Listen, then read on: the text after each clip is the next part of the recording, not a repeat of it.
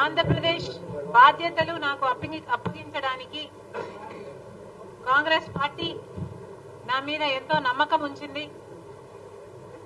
ఈ నమ్మకాన్ని వమ్ము చేయకుండా కాంగ్రెస్ పార్టీని బలోపేతం చేయడానికి రాజశేఖర రెడ్డి గారి చివరి కోరిక రాహుల్ గాంధీ గారు ప్రధానమంత్రి కావాలి అని ఇటీవల కాలంలో నాకు గట్టిగా ఈ అంశం పదే పదే గుర్తు రావడం, ఎందుకంటే మణిపూర్ లాంటి ఘటనల వల్ల మన దేశానికి బీజేపీ ఒక ప్రమాదమని, BJP is dangerous to our country అనేది నాకే కాదు చాలా మందికి అర్థమవుతున్న విషయం. కనుక రాజశేఖర రెడ్డి గారు ఎప్పుడో చెప్పిన మాట 14 సంవత్సరాల కింద రాజశేఖర రెడ్డి గారు రాహుల్ గాంధీ గారు ప్రధానమంత్రి కావాలి అని కోరారు.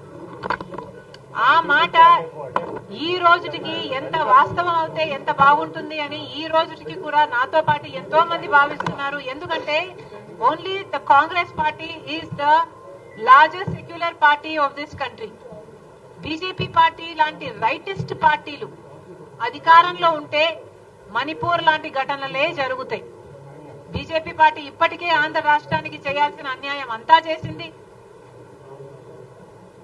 స్పెషల్ స్టేటస్ ఇవ్వకపోవడం అయితేనేమి, పోలవరం నెగ్లెక్ట్ చేయడం అయితేనేమి, అమరావతి విషయంలో చిన్న చూపు అయితేనేమి, వైజాగ్ స్టీల్ ప్లాంట్ ప్రైవేటైజేషన్ అయితేనేమి, సంవత్సరానికి 2 కోట్ల ఉద్యోగాలని చెప్పి మోసం చేయటం అయితేనేమి, రైతులకి ఆదాయం రెట్టింపు చేస్తామని చెప్పి రైతులని మోసం చేయడం అయితేనేమి, ఇలా 1 కాదు 2 కాదు అన్ని విషయాలలో బీజేపీ పార్టీ ప్రజలకు, ముఖ్యంగా ఆంధ్ర ప్రజలకు ఇంకా ఎక్కువ అన్యాయం చేసింది. ఎందుకంటే స్పెషల్ స్టేటస్ మనకు వచ్చునుంటే ఆంధ్రప్రదేశ్ నిజంగానే ఎంతో అభివృద్ధి చెందుండేది.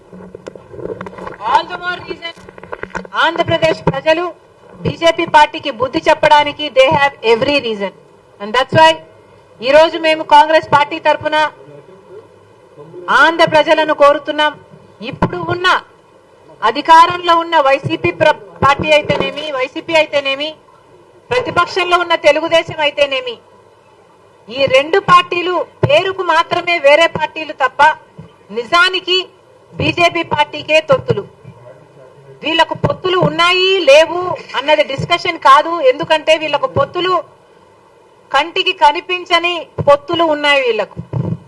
వీళ్ళు బీజేపీతో కుమ్మక్కయ్యారు కాబట్టే ప్రతి అంశంలో బీజేపీ పార్టీకి సపోర్ట్ చేస్తున్నారు.